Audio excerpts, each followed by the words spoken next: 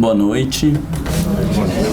Primeiramente, queria dizer que é um prazer estarmos aqui nesta casa para refletir sobre a doutrina espírita e, em especial, sobre alguns aspectos psicológicos trazidos por Joana de Ângeles, que nos permite compreender a mesma doutrina, mas por um viés talvez diferente daquele que a gente está acostumado a ouvir, aquele que a gente está acostumado a discursar.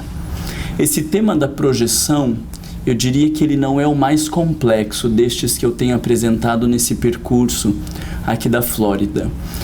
O que eu disse que é o mais complexo já é a interface entre os transtornos mentais e os processos obsessivos. O conceito de projeção, buscando o viés psicológico, eu diria que ele é fácil de compreender. A grande dificuldade de falar de projeção é a aplicação. Então eu compreendo enquanto uma teoria, eu consigo chegar em casa e explicar para o meu marido, para a minha esposa, sobre o que foi a palestra. Mas o que isso tem a ver com a minha vida é a parte mais difícil. Então, eu pretendo não passar correndo pelos conceitos e queria que vocês ficassem muito à vontade para fazer qualquer tipo de pergunta, questionamento, porque vai gerar um monte de contrariedades e muito provavelmente nessa 1h05 que tem aí pela frente, vocês vão ficar com um pouco de raiva de mim, vão sair com um certo mal-estar e eu espero que assim seja. Porque se você estiver muito alegre, se você não ficar com raiva, nenhum tipo de constrangimento, é porque você não entendeu nada da palestra de hoje. Tá bom? Vocês costumam fazer perguntas ou interrupções? Não? Mas vão fazer? Sim, vou tentar. Não é que é para fazer qualquer coisa, mas digo assim, se não está entendendo, se está com questionamento, que vocês se sintam à vontade para levantar a mão. Nós estamos entre amigos e isso não é para cumprir uma formalidade, né? Nós nos encontramos todas as semanas para o nosso processo de transformação moral. Então, que as minhas falas possam servir para as nossas reflexões. Jesus Cristo trouxe um grande marco no sentido de compreendermos toda a lei e os profetas. Em determinado momento ele diz: amarás o Senhor teu Deus com todo o teu coração, com toda a tua alma e com toda a tua mente. Este é o primeiro e o grande mandamento. O segundo, semelhante a este: amarás o teu próximo como a ti mesmo. Nestes dois mandamentos está dependurada toda a lei e os profetas. Nós temos hoje, passados mais de 2000 anos, a certeza de que este deveria ser o norte para a nossa vida. Mas a pergunta que nós fazemos é: o que aconteceu ao longo de tanto tempo que nós ainda não conseguimos viver essa colocação em essência? Será que seria má vontade? Será que a gente olha, mas a gente não acredita em Jesus e só se denomina cristão? Ou será que existem outros elementos que nós ainda não conhecemos e que influenciam mais no nosso comportamento do que nós imaginamos? Isso era uma pergunta, no mínimo para você fazer assim com a cabeça, assim. Então eu vou fazer de volta a pergunta e daí você presta um pouco mais de atenção, tá? Se nós sabemos que esse é o norte, que nós só encontraremos a felicidade por esta via, porque Jesus estabelece que ali está estabelecido toda a lei e os profetas, por que nós não vivemos isso? Vocês acham que seria por má vontade nossa? Eu espero que você vá fazendo assim, cabelo. Por má vontade? Porque a gente não acredita que a mensagem de Jesus seja verdadeira e efetiva ou que sirva para a nossa vida? Ou será que existem outros elementos que influenciam o nosso comportamento e que nós não os percebemos? O que vocês acham dessa outra alternativa? Melhor, né? Nesse viés surge a psicologia, além da filosofia que já estava posta, como diferentes recursos da ciência para nós compreendermos as mesmas palavras, mas por vieses diferentes, como um fio de cabelo que quando nós olhamos a olhos nus nós enxergamos algumas coisas, Mas se colocamos sob a lente de um microscópio, nós conseguimos enxergar outros elementos que não percebíamos a olhos nus. E se nós colocarmos um microscópio super potente, nós vamos enxergar muitas outras coisas que não conseguíamos enxergar inicialmente. Essa, para mim, é a lógica da busca da ciência psicológica dentro da doutrina espírita. Porque as coisas continuam as mesmas, as lógicas, o entendimento, os conteúdos, mas a forma como nós os entendemos quando buscamos recursos da psicologia, da pedagogia, da antropologia e da sociologia para melhor compreender o ser humano, nos faz enxergar coisas que a olhos nus nós não conseguíamos enxergar. E um dos principais autores da psicologia para essa compreensão é Sigmund Freud. Vocês já ouviram falar em Freud? Eu tenho até medo de perguntar o que vocês ouviram falar de Freud. Porque muita gente vai dizer que ele era um perturbado sexual, que ele tinha um monte de problemas e tudo mais. Freud é um neurologista nascido na Áustria e que escreve antes do entendimento que nós temos que escreve depois do entendimento que nós temos da doutrina espírita, porque o seu texto marcante e retumbante na psicologia é de 1900.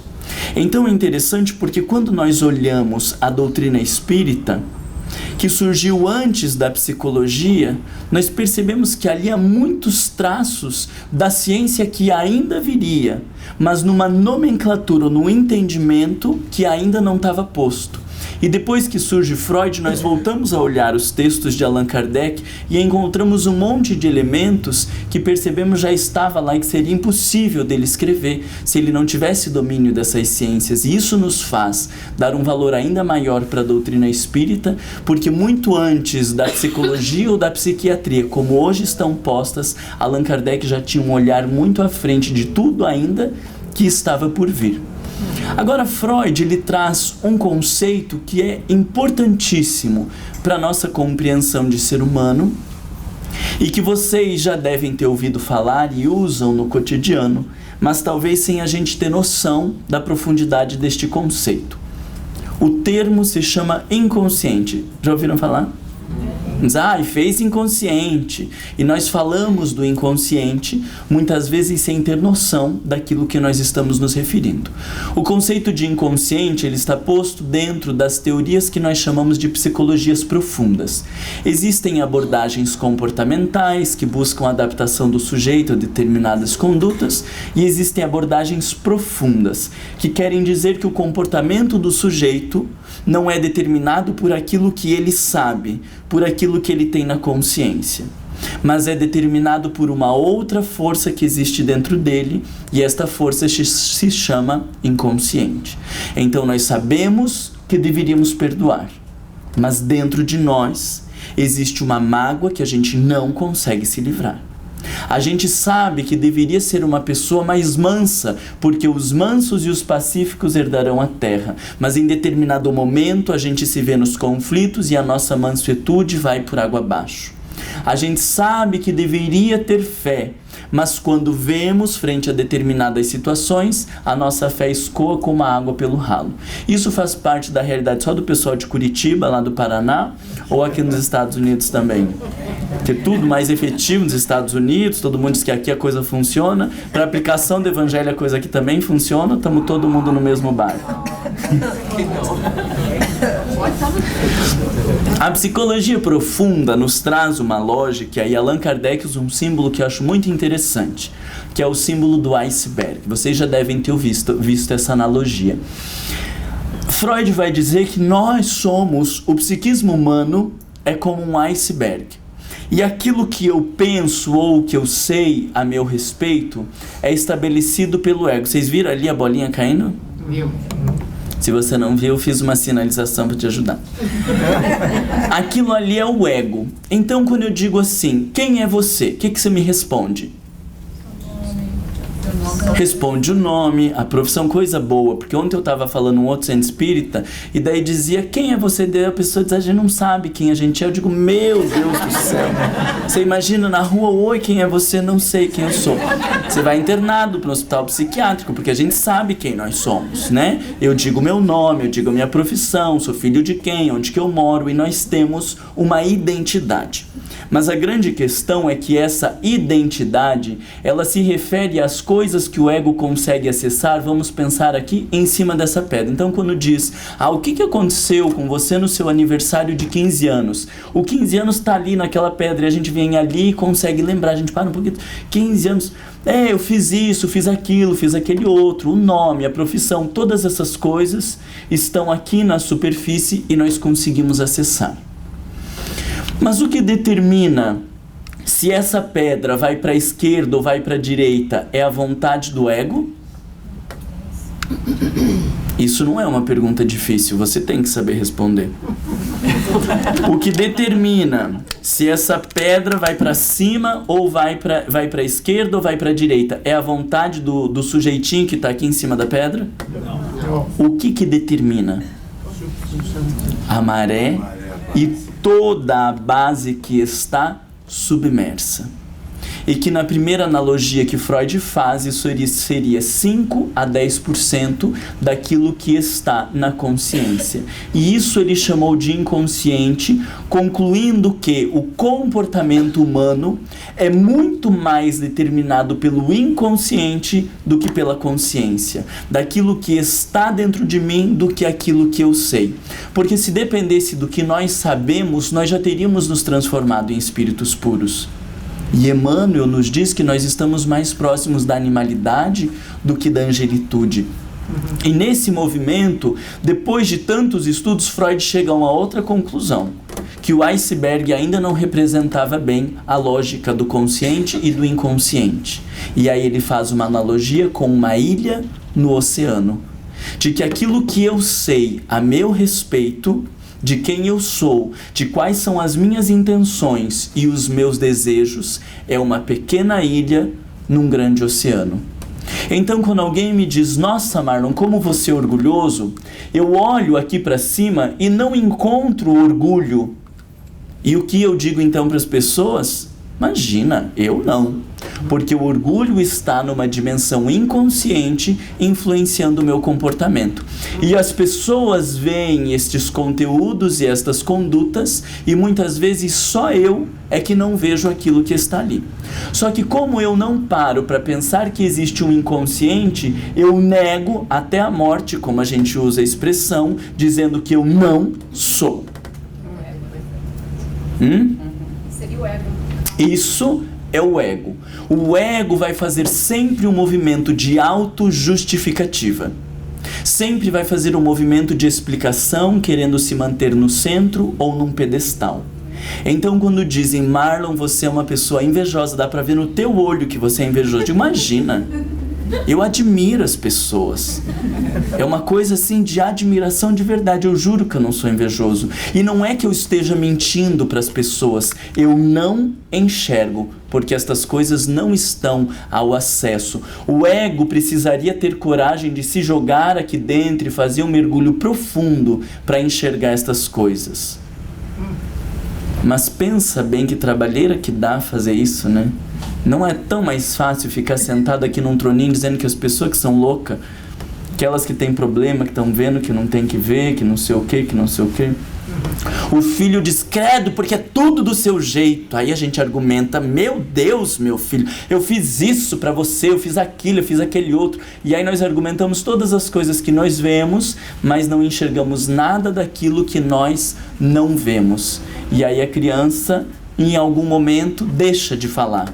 Mas ela não deixa de falar porque nós a convencemos. É porque ela é mais esperta que a gente e ela já percebeu que insistindo ela não vai chegar em lugar nenhum e aí ela deixa as coisas passarem quietas. E enquanto este ego não estiver disponível para fazer este mergulho e reconhecer os conteúdos que está aqui dentro dele, então pode vir Jesus Cristo que nós não aceitamos. E eu não falei simbolicamente, eu falei concretamente.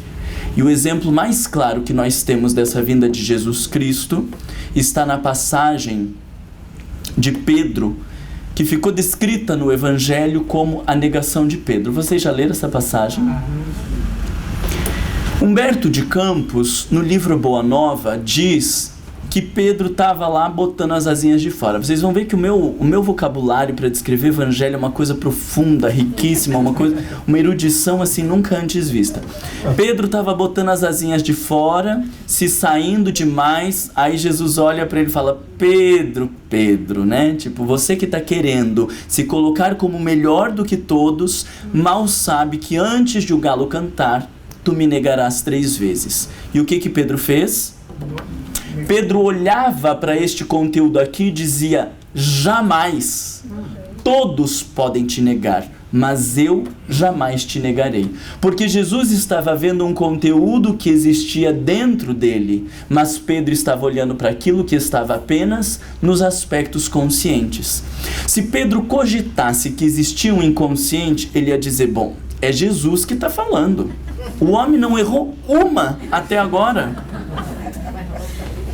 Fez renascer gente que estava morta, andar o paralítico, acertou todas. Não vai ser agora que ele errou. O senhor está indo meditar? Calma lá que eu vou junto, porque eu vou meditar. Meditar nesse sentido seria dar um mergulho aqui e vou tentar enxergar esse negócio que o senhor está falando, porque agora eu não estou conseguindo enxergar.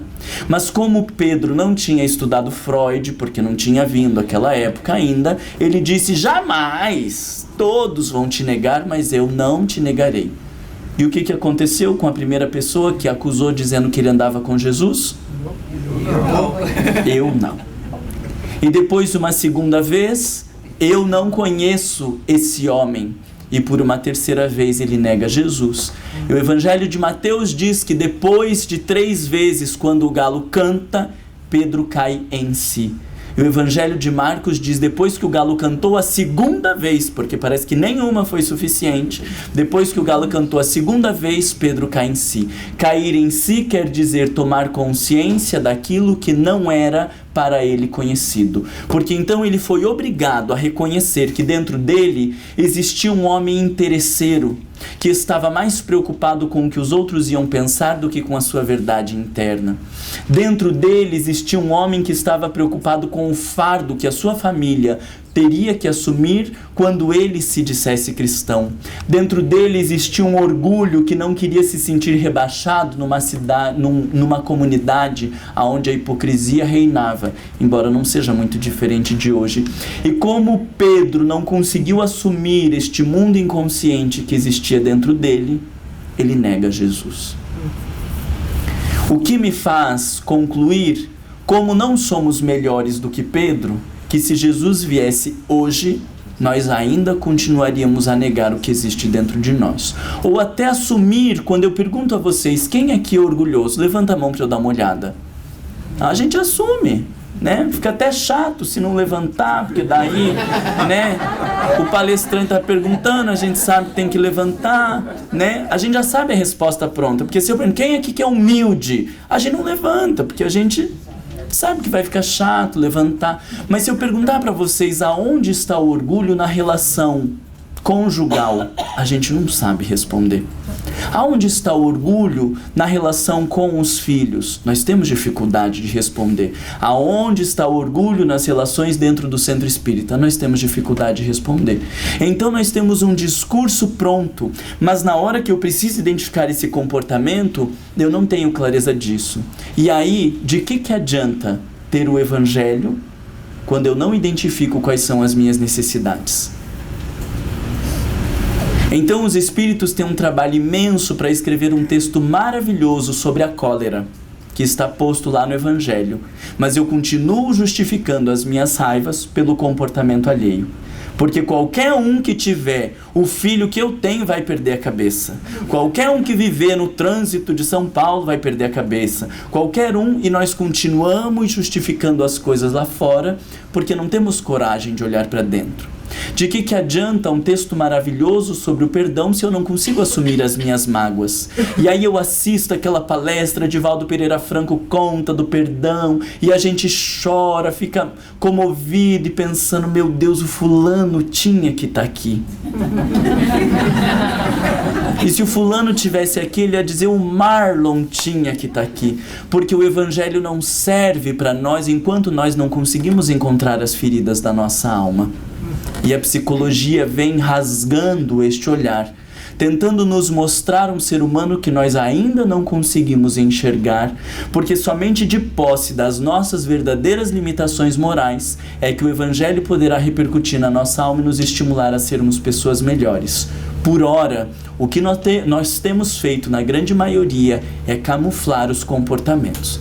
E então, como alguém me apontou que eu sou uma pessoa orgulhosa, bem no dia que eu estava metendo a boca no fulano, disseram, nossa, Marco, como você é orgulhoso. Aí eu digo, então não posso mais usar o dedo em riste assim, né? Eu dou segurada na mão. E aí eu tava falando meio grosso, agora eu já falo um pouco mais manso, né? Eu tava com a cabeça bem erguida assim pra meter a boca, a gente dá uma dobradinha na cabeça. E agora a gente diz, meu irmão, imagina, não, tudo bem, assim. E nós acreditamos que depois que eu assumi essa carinha de bom, com o pescocinho dobrado, falando uma voz mansa, eu me tornei uma pessoa humilde.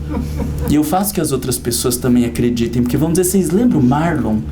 5 anos que ele chegou aqui no centro, é outra pessoa. Meu Deus, uma pessoa humilde agora, boa. Trouxe vocês que acreditaram e eu que tentei mostrar isso, porque tá todo mundo fantasiando um comportamento que não faz parte da nossa realidade. Porque se fosse possível lidar com orgulho nesse prazo, 5 anos pro orgulho, 5 pra inveja, 5 pro ciúme, meu Deus do céu, em 3 encarnações virava espírito puro.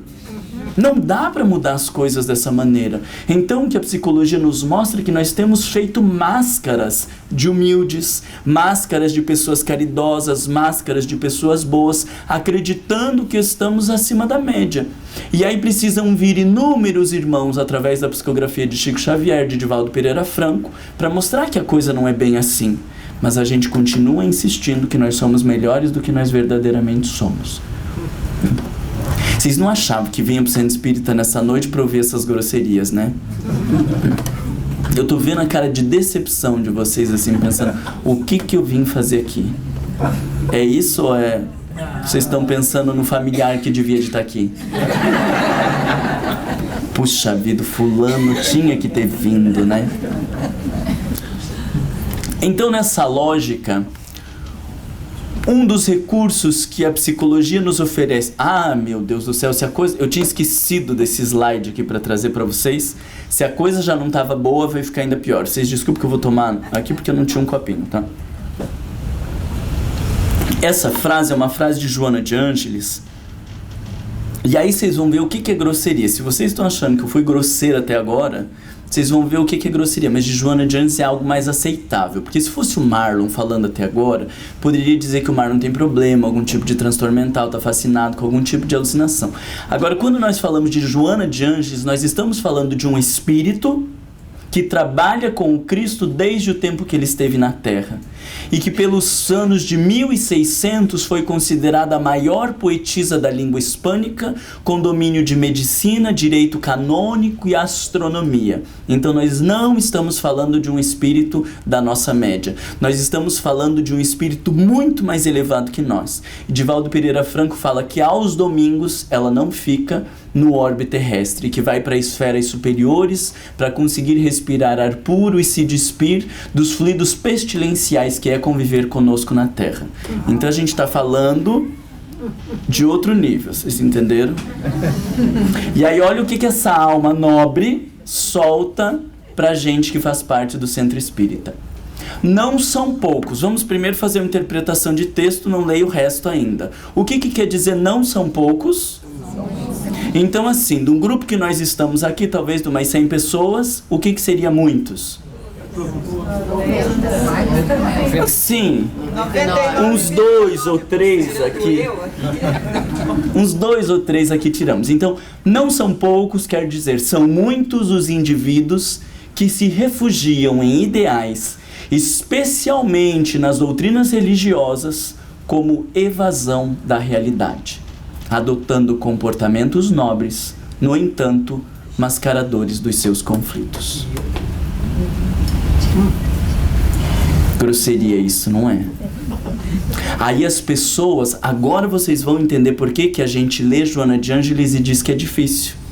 Porque você pega um texto desse, lê, você fecha e fala, ai, não entendi nada, e nunca mais volta. Mas tem dificuldade de entender essa frase? Me responde se tem dificuldade de entender. Não tem.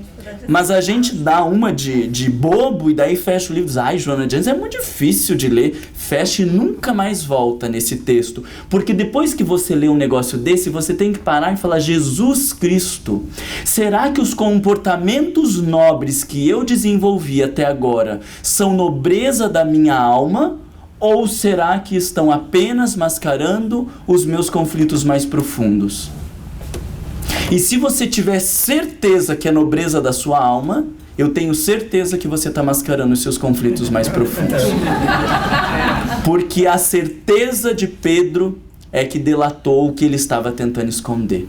Quanto maior é o movimento de reação, quanto maior é a ênfase na negação, mais claro estão os conflitos internos. Então, o problema da gente aprender sobre isso é que assim, agora a gente vai chegar em casa e Suzana vai dizer, nossa, Mário, mas você é muito arrogante. Aí eu já sei que você é credo, Suzana, eu não sou arrogante não. Eu vou estar delatando que o conflito está grave dentro de mim. Então, como eu já aprendi sobre a psicologia, eu vou dizer, minha irmã, quem sabe eu seja mesmo, pode ser que eu seja. Porque quanto maior é a reação, mais evidente fica os conflitos que estão dentro da gente. Vocês estão entendendo a lógica, né? Triste isso. A gente poderia já ir pro passe agora, o que vocês acham? Fazer uma oração e ir com essa frase para casa, assim, pensando, meu Deus do céu. Então, será que eu achei que eu fui me transformando numa pessoa muito melhor? E pode ser que eu esteja apenas mascarando conflitos que são mais profundos? É muito provável. E por isso que tanto enrosco a gente tem na casa espírita.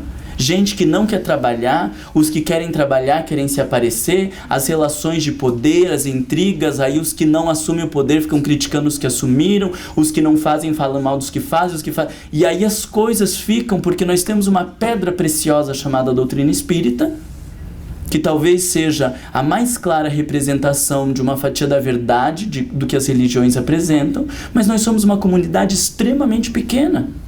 Não é por conta do conteúdo, é por conta destes nossos conflitos que estão presentes e são tão bem mascarados que eles não se apresentam de maneira evidente e nós ficamos aqui tropeçando ou se enrolando num charco chamado terra. Horror isso, né?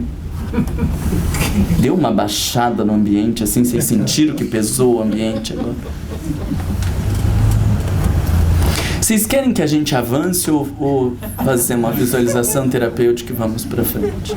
Eu pergunto de verdade, porque eu tô vendo que vocês foram murchando. De todos os grupos que eu falei, vocês foram o que mais murchou depois da... Verdade. Verdade, eu não achei que vocês iam se impactar tanto com essas coisas. Já que estamos aqui, então vamos, né? Trouxe Joana de Ângeles e aí trouxe uma outra frase para ajudar a gente a refletir sobre isso. De Stein, Mapa da Alma, ele é um autor junguiano e diz assim: a maioria das pessoas não sabe que é tão egocêntrica e egoísta quanto na realidade é, e quer aparentar ser altruísta e ter o total domínio dos seus apetites e prazeres. A tendência das pessoas é antes para esconder tais traços dos outros e de si mesma por trás de uma fachada que as mostre como esperam que os outros a aceitem. E o problema é que essa lógica vai sendo incutida desde a educação. Porque nós somos criados para mostrar para o mundo. Então o quarto pode estar uma bagunça, a sala pode estar um pardieiro, mas quando a tia vem visitar, a gente diz para os filhos, vai arrumar essa sala que a sua tia está chegando. Então assim, pode estar uma zona, mas quando vier alguém para olhar, então nós precisamos deixar as coisas bonitas. E nós vamos criando uma lógica de que algumas coisas não devem ser mostradas e não podem ser mostradas, e vamos incutindo nas nossas crianças uma lógica de repressão. O menino tá com a mão no pênis, 3 anos de idade, 4 anos de idade, isso é doença ou saúde? É saúde, mas a gente vê uma criança com mão no pênis e a gente diz: que é isso, menino? Que falta de respeito, que porquice é isso? E aí a criança vai aprendendo que tudo referente à sexualidade é sujo, é feio, e como ela não consegue conter os seus impulsos sexuais, ela vai crescendo com um sentimento de culpa, de mal-estar e de um monte de equívocos em relação a uma função que faz parte da nossa natureza. Porque nós não aprendemos a dizer para o filho: meu filho, aqui na frente dos outros não. Porque o seu pênis é algo de intimidade. Então você pode ficar com a mão nele quando você estiver no seu quarto sozinho, quando você estiver no banheiro, mas na frente dos outros não. E aí eu consigo explicar de uma maneira adequada que o problema não é a excitação, o prazer ou o desejo. Nós só precisamos nos adequar em determinados momentos. Mas temos uma lógica repressiva e impositiva. A criança não quer compartilhar os brinquedos e a gente diz: o que é isso? Você tem que compartilhar do seu brinquedo. Se você chegar em casa, você não vai poder pegar no iPad. E aí a criança vai descobrindo que aquilo é feio. Então, quando eu perceber um impulso egoísta dentro de mim, o que eu vou ter que fazer com ele? Eu tenho que esconder. Porque se as pessoas veem, isso vai ser feio. E isso vai criando uma lógica de que nós não seremos aceitos, não seremos valorizados e não seremos bem vistos. E tudo então que for contrário aos nossos ideais, nós reprimimos e jogamos para o inconsciente. E jogar para o inconsciente quer dizer: eu não consigo mais enxergar. Eu acredito que eu não sou, mas está lá no meu inconsciente. Faz sentido esse raciocínio para vocês? Sim. Só que eu pergunto a vocês, se existe alguém aqui atrapalhando a nossa conversa, um grupinho aqui, os 3 aqui da frente perturbando, aí a gente pega os 3 e joga lá pra fora e fecha a porta, eles vão ficar quietinhos lá fora? Não, porque se tá perturbando aqui, quando tiver reprimido lá fora, aí que vai perturbar mais para se fazer visto. Esta é a lógica do inconsciente. Quando eu reprimo estes conteúdos e jogo para o inconsciente, eles não vão ficar silenciados. Eles vão tentar se manifestar de alguma maneira, sinalizando que há um problema lá dentro e que a gente precisa olhar. Faz sentido esse raciocínio? Então, uma das mais importantes formas que o inconsciente nos dá de percebermos os conteúdos que estão lá dentro se chama projeção. E aí nós vamos ver quão importante é estudar a projeção para relacionarmos com a proposta de Jesus da vivência de amor ao próximo. Eu vou trazer alguns conceitos aqui, tanto de Joana de Ângeles quanto da psicanálise, e a gente vai amarrando com o nosso cotidiano. Até que vocês tenham alguma dúvida, algum questionamento. Foi tanto constrangimento que nem parou para pensar assim. Não deu tempo. Dá um respiro aí, pensa se ficou bem organizado. Porque aí agora a gente vai falar de uma parte das manifestações do inconsciente, que é a projeção. Tem que ter ficado claro o raciocínio até agora.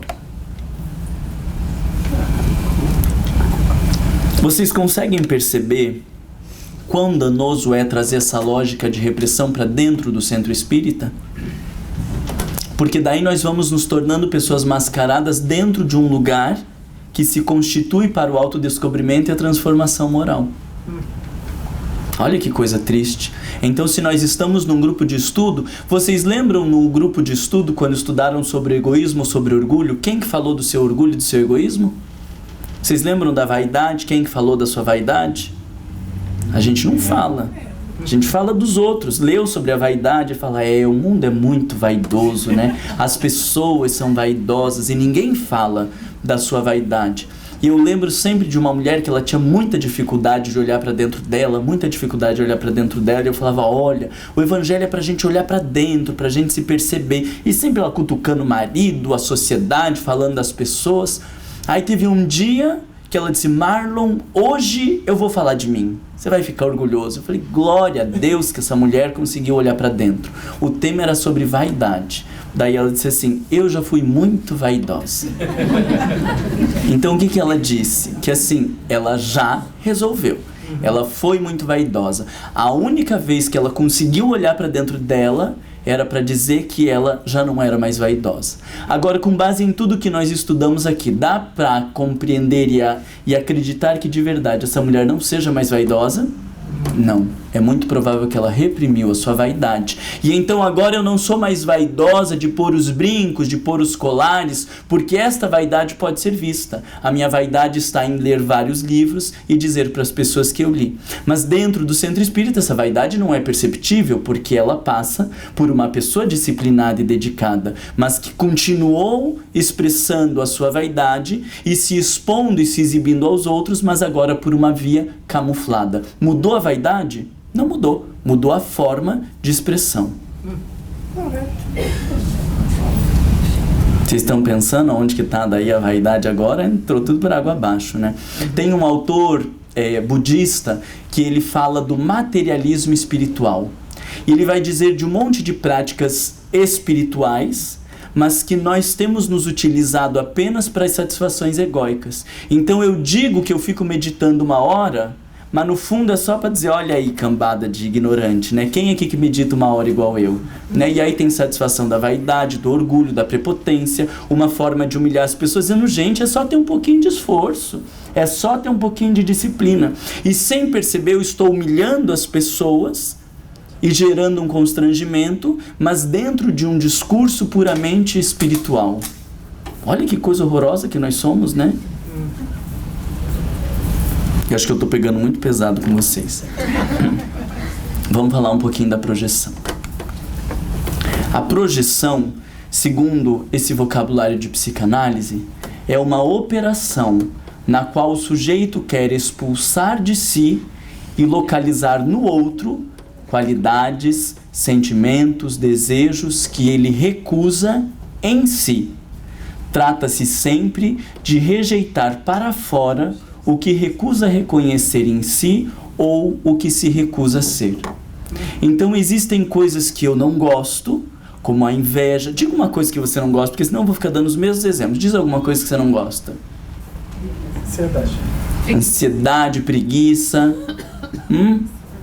Fala alto. Prepotência, vaidade, orgulho, que mais? O pessoal lá do fundo? Arrogância. Medo. Ok.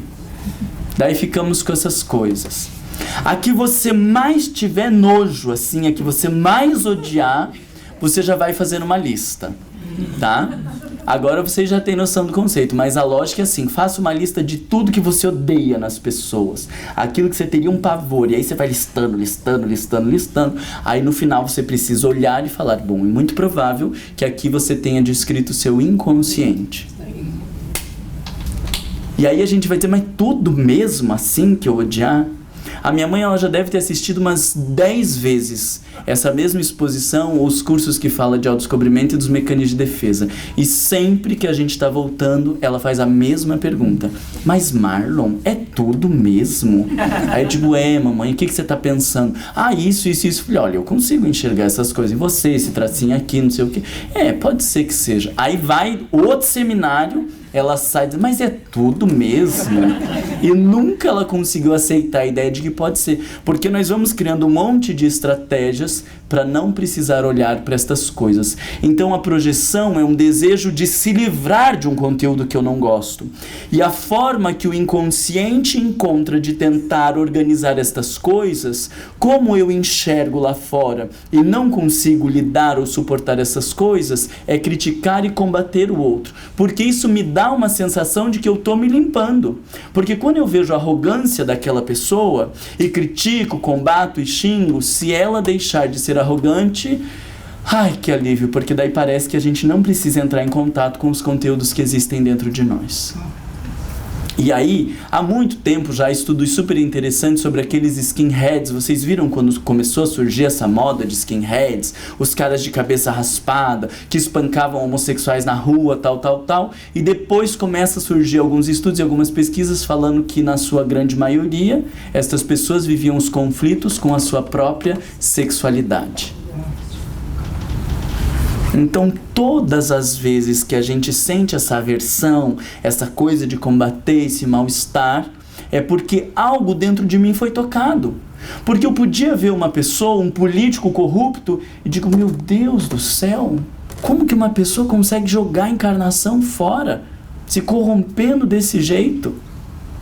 Podia gerar um sentimento de piedade, de compaixão, porque por alguns casos nós temos compaixão, não temos? Todo mundo por alguns casos tem compaixão, e por outros desperta uma ira ou um mal-estar dentro de nós que revela que algum complexo ou algum conteúdo dentro de mim foi tocado, e a reverberação desse conteúdo é o que sinaliza que nós estamos projetando. Vocês concordam com a minha fala inicial de que o raciocínio é fácil de compreender? Por que poucos fizeram assim? Você não olhou pro lado. Tá. Ok, eu vou ficar mais atento a vocês aqui. A projeção é o desejo de cuspir algo, de querer pôr distância entre mim e isso. E aí tudo que existe de ruim eu coloco no outro, e as coisas que existem de bom em mim. Mas às vezes nós também projetamos conteúdos positivos. E a forma mais comum de projeção dos conteúdos positivos é o apaixonar-se. Coisas que eu não consigo enxergar dentro de mim e que projeto no outro e me faz acreditar que eu preciso daquele outro, que ele é muito importante na minha vida. Mas depois que eu entendo essas coisas, eu vou descobrir que eu preciso daquelas características, daqueles conteúdos que em verdade existem dentro de mim, e que o jeito que o inconsciente consegue nos mostrar a necessidade daqueles conteúdos é sinalizando nas outras pessoas. E o mais interessante é que depois de um tempo que a gente se apaixona, na rotina do dia a dia, o cotidiano, aí a gente desapaixona. E a gente descobre que aqueles conteúdos não faziam parte do sujeito. Por quê? Porque eles faziam parte de mim e estavam apenas projetados no outro. E daí, com o cotidiano, nós somos obrigados a enxergar que o outro não era tudo aquilo que nós fantasiávamos. Mas como que eu tenho lentes para enxergar essas coisas no outro? Porque elas estão dentro de mim. E esse é o meu referencial. Assim como Madre Teresa de Calcutá, que quando estava nas ruas, era acusada por alguns políticos de ter uma intenção de fazer um golpe. Porque eles não conseguiam enxergar a capacidade de amor, de entrega e de doação que existia naquela mulher. Porque não traziam isso ainda íncito e vivo dentro de si. Só conseguia enxergar as coisas que estavam dentro dela. Deles. Desculpa. E aí, como que fica esse raciocínio? Difícil. Terrível. Terrível, alguns aqui na frente estão dizendo. Olha a cara de decepção daquela moça lá atrás. Um desgosto, né? Tipo, a cara de desgosto. Eu preciso que vocês falem se vocês estão entendendo ou não estão entendendo, se isso está fazendo sentido. Vocês estão conseguindo pensar coisas a seu próprio respeito, que estejam projetadas no outro?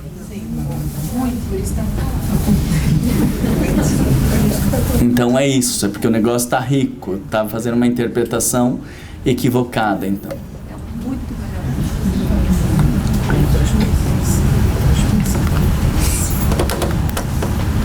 Agora, essa parte aqui é para acabar com a gente.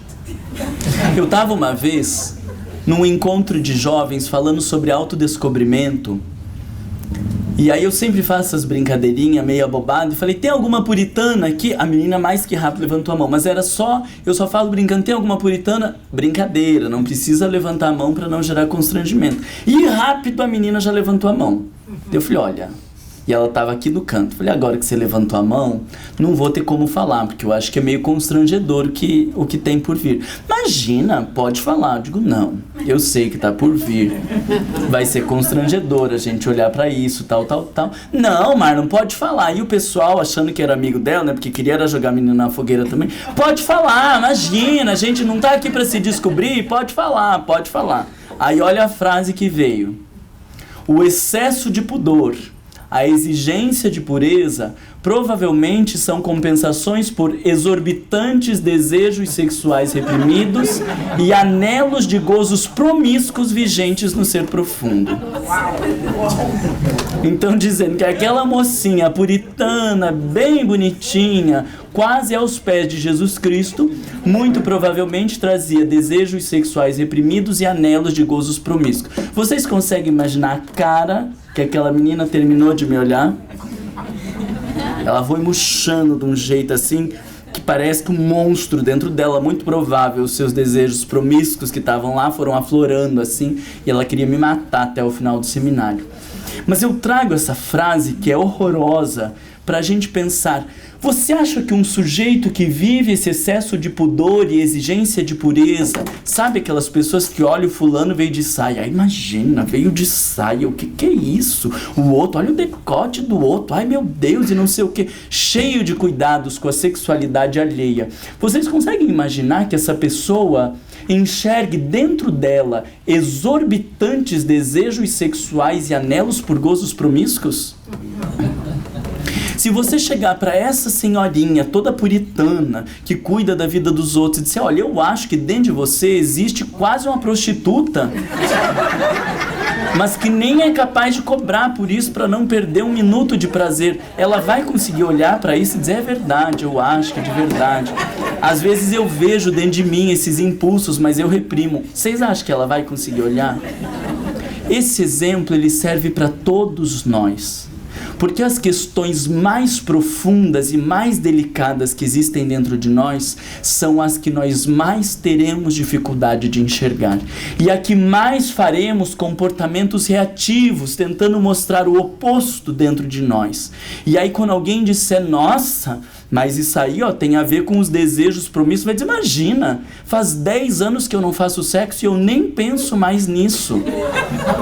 Por quê? Isso é verdade. Ela não faz mais sexo e não pensa nisso. Por quê? Porque o desejo sexual foi para o inconsciente.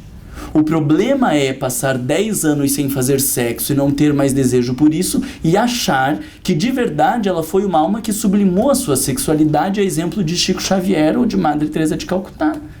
Mas se tivesse feito isso, estava trabalhando como Chico Xavier e Madre Teresa de Calcutá.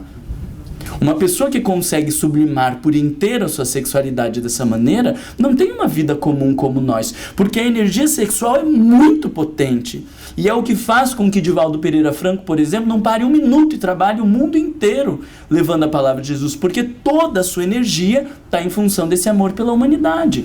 Se eu não estou vivendo tudo isso e preciso dormir 8 horas por dia, 10 horas por dia, e do final de semana e de não sei o que, precisa do chocolate, das compras da compensada, é porque eu não estou colocando essa energia na minha vida, eu estou apenas reprimindo e manifestando de uma outra maneira. Os nossos comportamentos mais rígidos na consciência revelam as coisas mais profundas na nossa alma.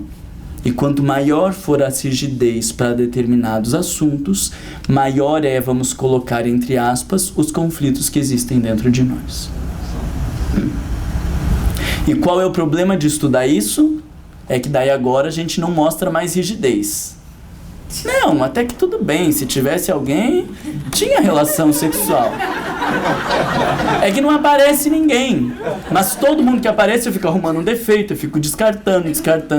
Então eu até digo, eu até queria, só que eu estou esperando o deus Apolo se materializar, e como ele não se materializa, puxa vida, eu não vou entrar em contato com a minha sexualidade, mal sabendo que na verdade estou eu fugindo destes conteúdos dentro de mim.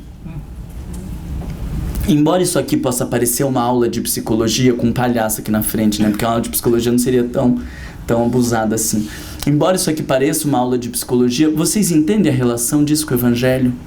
E vocês entendem o quanto que a falta de contato interior e de autodescobrimento nos impede de entrar em contato com o Evangelho e de viver em essência, que nós vamos mudando a aparência sem entrar em contato com os conflitos que exigem trabalhos mais profundos. E a gente vai mudando o externo, tentando se mostrar uma pessoa comportada, uma pessoa disciplinada, tentando fazer isso e fazer aquilo, quando na verdade existem conteúdos imensos dentro de nós que precisam precisam ser enxergados. E enquanto eu não tiver coragem de olhar para dentro de mim, eu não vou enxergá-los. E pior do que isso, eu faço a projeção enxergando e combatendo no outro aquilo que está dentro de mim. E isso me impede por completo de viver a lógica do amor ao próximo como a si mesmo. Porque Jesus já sabia dessa história de projeção. E por isso ele fala de amar ao próximo como a si mesmo. Porque a mulher que não conseguir amar os seus desejos sexuais, a mulher que não conseguir entrar em contato com o desejo dos seus gozos, mesmo que promíscuos, e fazer uma boa relação com isso, para dialogar com essa energia, ela não vai conseguir se relacionar bem com a prostituta. E ela vai odiar a prostituta. E vai querer fazer uma limpeza no mundo das prostitutas num discurso religioso maravilhoso de uma pessoa boa, quando na verdade ela está querendo limpar-se dos conflitos que existem dentro dela. E fica impossível viver o evangelho em essência quando nós não nos conhecemos.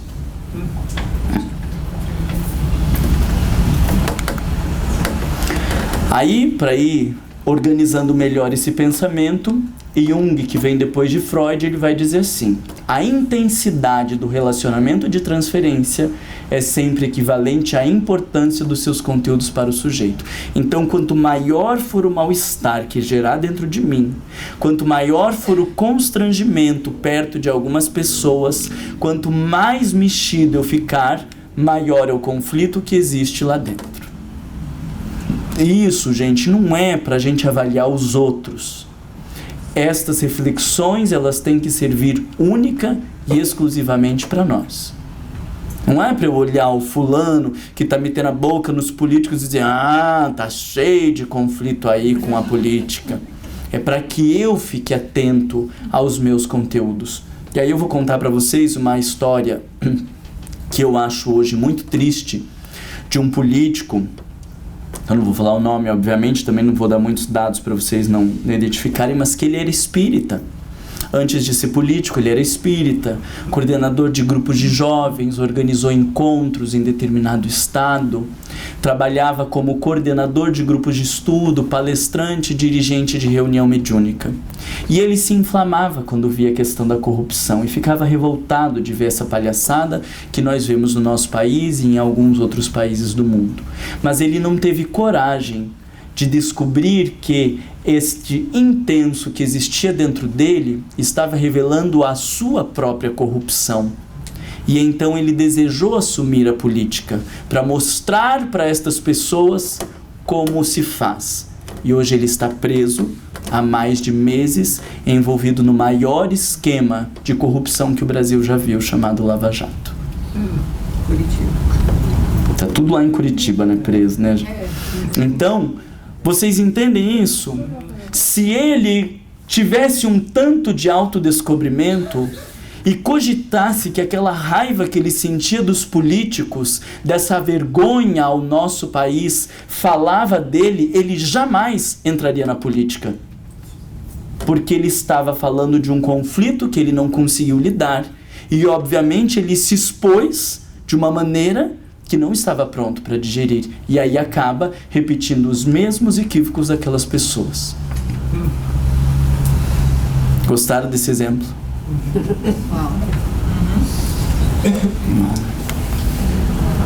Aí Joana de Ângeles, no livro Atitudes Renovadas, tem uma frase que eu acho que essa é para a gente levar assim, para casa e pensar. É preciso analisar o próximo como se ele fosse um espelho, no qual a imagem própria apresenta-se inversa, refletindo as lamentáveis feridas espirituais do próprio observador. Quando eu olho para alguém e digo: nossa, que pessoa arrogante, eu tenho como ter certeza se essa pessoa é arrogante ou não? Pode ser que ela seja, pode ser que ela não seja.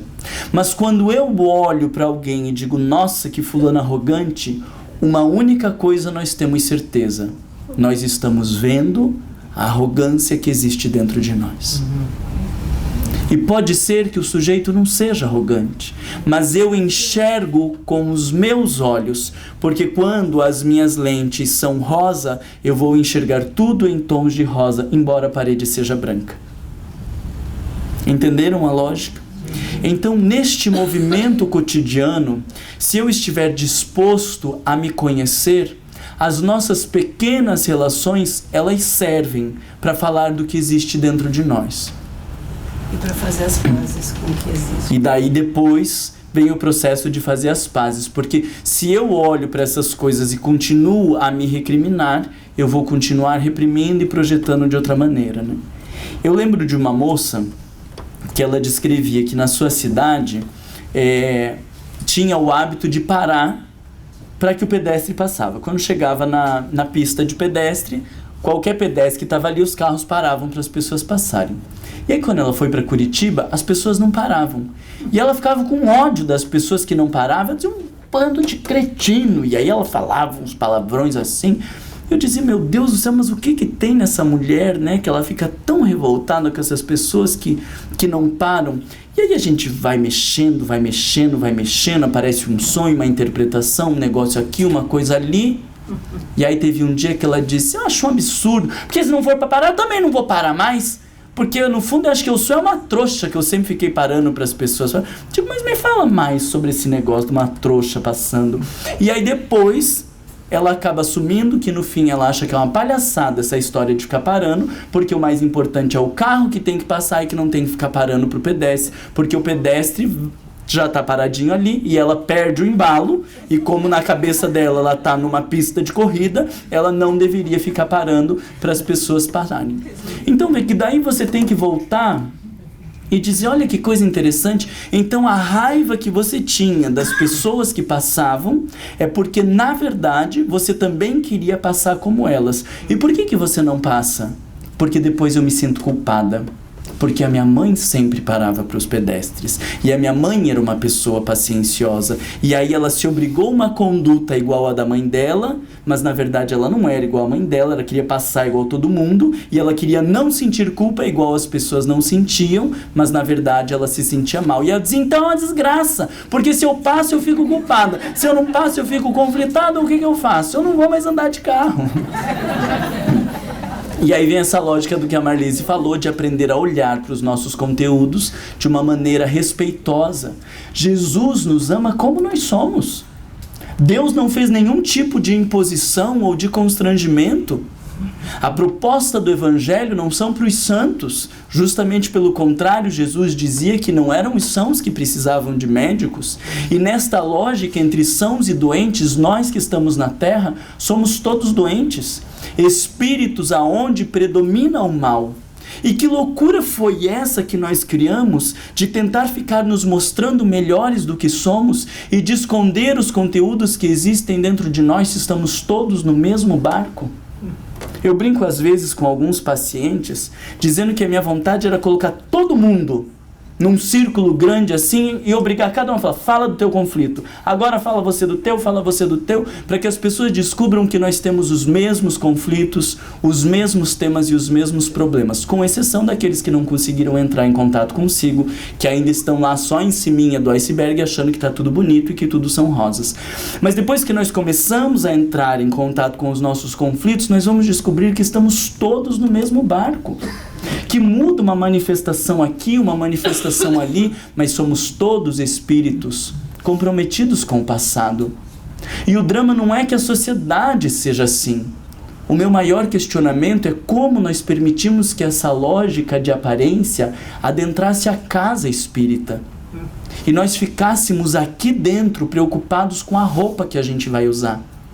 Ficássemos aqui dentro preocupados com o vocabulário, em nos mostrar melhor do que somos, porque se eu falar para vocês dos meus conflitos, é muito provável que no ano que vem vocês não queiram ouvir a minha palestra. Vocês vão dizer, nossa, o Marlon com tudo aquilo ali.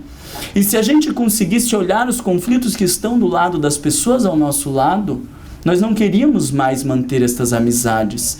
E talvez tenhamos ódio de nós mesmos quando começamos a olhar os nossos conflitos. Mas no fim das contas, o que isso nos faz descobrir? Que somos todos iguais. E na medida que eu tenho condições de entrar em contato com as minhas fragilidades morais e com os meus vícios, e me reconheço orgulhoso, me reconheço pequeno, invejoso, ciumento, arrogante, na hora que eu olho uma pessoa arrogante, eu não mais a combato. Porque eu consigo compreender. Assim como eu me vejo arrogante e não consigo mudar essa coisa de uma hora para outra, eu olho a arrogância do outro e digo, meu Deus do céu, estamos todos no mesmo barco. E na hora que eu vejo a mulher com os seus conflitos sexuais ou o homem com as suas compulsões sexuais, eu penso que se tivesse nascido naquele mesmo meio, com as mesmas condições, eu estaria igual àquela pessoa. E então, por me identificar, eu entendo que estamos todos no mesmo barco. E quando vejo as dificuldades uns dos outros, eu paro de combater, paro de criticar, paro de avaliar.